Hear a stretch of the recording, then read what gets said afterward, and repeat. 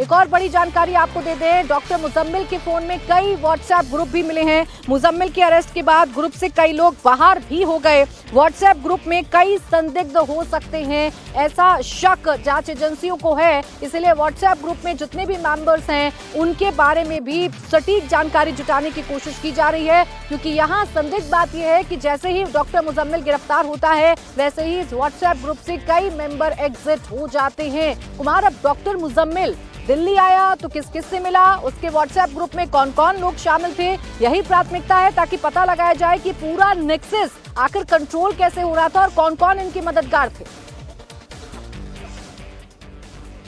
देखिए, बिल्कुल ये कई व्हाट्सएप ग्रुप ही नहीं बल्कि कुछ टेलीग्राम चैनल के साथ भी, टेलीग्राम ग्रुप से भी जो है जुड़े हुए थे, और उसमें कौन कौन लोग थे इसको पूरा जो है इसी की जानकारी के लिए डॉक्टर मुजम्मिल के का जो मोबाइल फ़ोन है, डॉक्टर शाहीन शाहिदा का या फिर डॉक्टर आदिल का, ये पूरे मोबाइल फ़ोन जो उनके लैपटॉप हैं या फिर जो दूसरे इलेक्ट्रॉनिक डिवाइस हैं, उनको जो है इस वक्त जाँच एजेंसियाँ जो है पूरा स्कैन करने में लगी हुई है ताकि चीज़ें क्लियर हो सके। कई बार ऐसा भी होता है कि ऐसे में ये जो आतंकी संगठन से जुड़े लोग होते हैं, खासतौर पर ये बात करने के बाद जो है अपनी चैट्स को डिलीट कर देते हैं, तो उन डिलीट चैट्स को भी जो है रिट्रीव किया जा रहा है ताकि इससे क्लियर हो सके कि किसी और से क्या क्या बात हुई, जो चैट है वो डिलीट क्यों की गई, उन चैट्स में क्या क्या बातचीत हुई। इन तमाम एंगल्स को लेकर जो है इन्वेस्टिगेशन की जा रही है। तमाम जो इलेक्ट्रॉनिक जो डिवाइस हैं जो पुलिस ने रिकवर की हैं, चाहे वो मोबाइल फ़ोन हो, लैपटॉप हो या फिर दूसरे इक्विपमेंट हैं, उनको अब जो है स्कैन किया जा रहा है। उसके बाद ही जो है तस्वीर साफ हो पाएगी। मीनाक्षी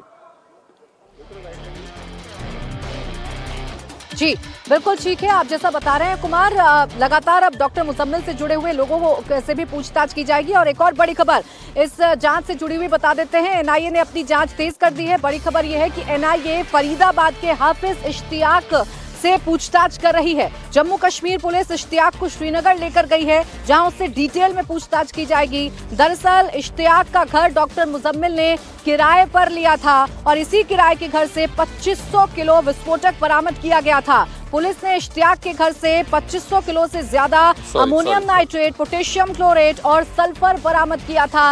इसलिए डॉक्टर इश्तियाक से भी इस वक्त जो है वो पूछताछ की जा रही है, उससे भी पता लगाने की कोशिश की जा रही है। मौलवी के किराए के घर में विस्फोटक डॉक्टर मुजम्मिल ने रखा था। मुजम्मिल का करीबी डॉक्टर उमर है जो लाल किले के बाहर विस्फोटक से लदी कार में मौजूद था। अब इस पूरी साजिश में कौन कौन है, कड़ी दर कड़ी जोड़ी जा रही है। तो अल फलाह यूनिवर्सिटी सेंटर इसका दिखाई दे रहा है। अब तक यूनिवर्सिटी के अंदर 3 डॉक्टर अरेस्ट किए जा चुके हैं, 6 को हिरासत में लिए जा चुका है, 52 से ज्यादा लोगों से पूछताछ की गई है। तो इस वक्त एक और बड़ी खबर आपको बता दें, अल फलाह यूनिवर्सिटी उमर पर बड़ा खुलासा हुआ है। डॉक्टर उमर 7 साल से हॉस्पिटल में था, ये इस वक्त की बड़ी खबर आपको बता देते हैं। डॉक्टर उमर 7 साल से हॉस्पिटल में था, डॉक्टर मुजम्मिल 5 साल से अल फलाह से जुड़ा हुआ था। तो ये इस वक्त की बड़ी खबर आपको बता रहे हैं। अल फलाह यूनिवर्सिटी से जुड़ा हुआ ये खुलासा, जो डॉक्टर उमर है जो गाड़ी में मौजूद था, जो विस्फोटक से भरी गाड़ी में मौजूद था, वो 7 साल से हॉस्पिटल में था और डॉक्टर मुजम्मिल 5 साल से अल फलाह से जुड़ा हुआ था।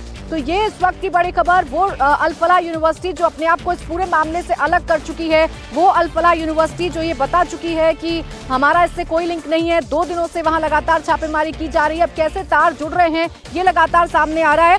अनामिका मेरी सहयोगी इस वक्त हमारे साथ जुड़ गई हैं, सीधा उन्हीं के पास चल लेते हैं। अनामिका, आप तो यूनिवर्सिटी के अंदर गई, आपने तो वहां देखा कि इस यूनिवर्सिटी को क्यों संदिग्ध माना जा रहा है और कैसे इसके तार एक एक करके इस ब्लास्ट से जुड़ते जा रहे हैं। क्या अपडेट आपके पास है अनामिका?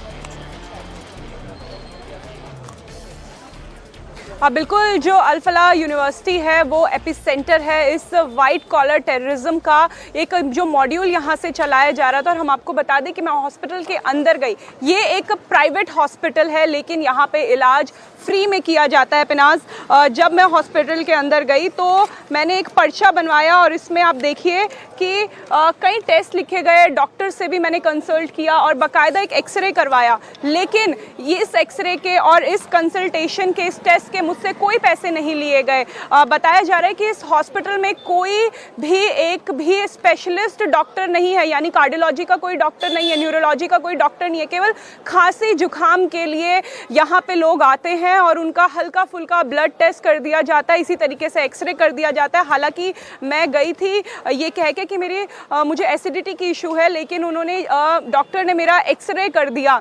तो इससे डॉक्टर्स की जो है वो उन पे भी ये जाता है कि किस तरीके का इलाज यहाँ पे हो रहा है। बता दें कि जो इस हॉस्पिटल का मालिक है वो भी अब एनआईए की जांच के घेरे में है। जावेद अहमद सिद्दीकी का ये हॉस्पिटल है और ये बताया जा रहा है कि जब हॉस्पिटल की शुरुआत हुई थी तो 12 कश्मीरी डॉक्टर्स की टीम के साथ हुई थी और अभी फिलहाल इस हॉस्पिटल में स्टूडेंट्स और स्टाफ और डॉक्टर को मिला के 250 लोग हैं जो कश्मीर से आते हैं और अब इन सभी लोगों से एनआईए की टीम जांच कर रही है, इनसे पूछताछ कर रही है। एक डॉक्टर निसार हैं जिनकी बेटी को हिरासत में लिया गया है, जिससे पूछताछ की जा रही है और बताया जा रहा है कि डॉक्टर उमर और डॉक्टर मुजम्मिल के साथ अक्सर ये डॉक्टर की जो बेटी है वो देखी जाती थी। बाकायदा जो शाहीन गिरफ्तार हुई है, शाहीन के साथ रहती थी और ये भी एक कश्मीरी स्टूडेंट है।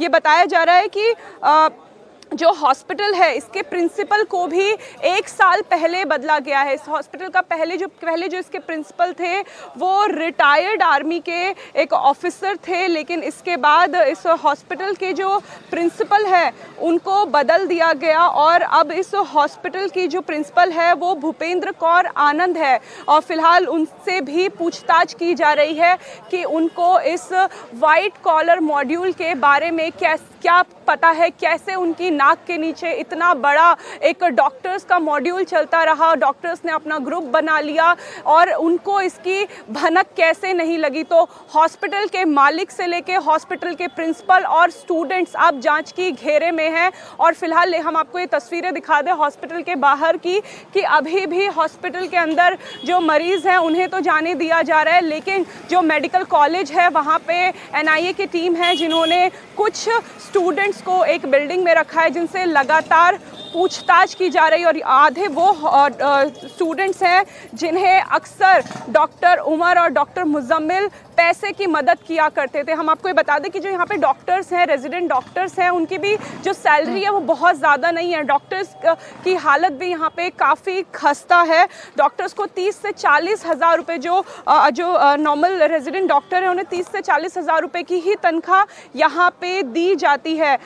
इसमें हम आपको एक और जानकारी दे दें कि जो डॉक्टर मुजम्मिल हैं वो 5 साल से जो है वो इमरजेंसी में पेशेंट्स को देखते थे और जो डॉक्टर उमर है वो कभी कभी जो मेडिकल कॉलेज में जाके बच्चों के साथ क्लास भी लेते थे, लेकिन एक बहुत अलग मानसिकता उनकी दिखाई देती थी। धर्म की बातें वो क्लास में किया करते थे, किस तरीके से लड़कियों को उठना है, किस तरीके से लड़कों से बात नहीं करनी है, इस तरीके की बातें करते थे और कुछ स्टूडेंट्स थे जिन्हें फेवर किया करते थे और वो स्टूडेंट्स अब एनआईए की जांच के घेरे में हैं। बिल्कुल, देखिए अनामिका, आप तो अंदर होकर आए, आपने देखा कि यूनिवर्सिटी कितनी संदिग्ध है और यहाँ डॉक्टर्स कैसे काम करते हैं कि कैसे छोटी सी बात पर एक्सरा करवा देते हैं और इसीलिए अब ये पूरी की पूरी जो यूनिवर्सिटी है ये संदेह के घेरे में है और यहाँ लगातार छापेमारी की जा रही है।